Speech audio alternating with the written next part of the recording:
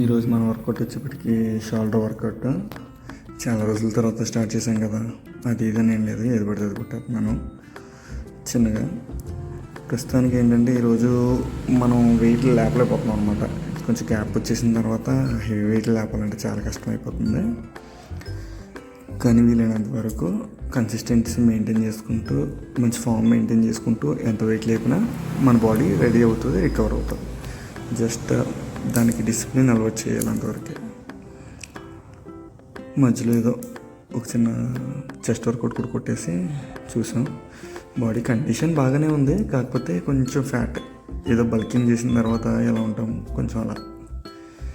ఇంకా నా బాడీలో నాకు ప్లస్ నా బెస్ట్ షోల్డర్ నాకు చాలా బాగా కనబడుతుంది. షోల్డర్ బాగా పంపింగ్ అన్నట్టుగా కనపడుతూ ఉంటుంది అన్నమాట. నెక్స్ట్ రేపు పొద్దున్న చూడాలి ఈ సోర్స్ ఏమైనా ఉంటాయంటే. ఈరోజుకి ఇంతే, బై బై.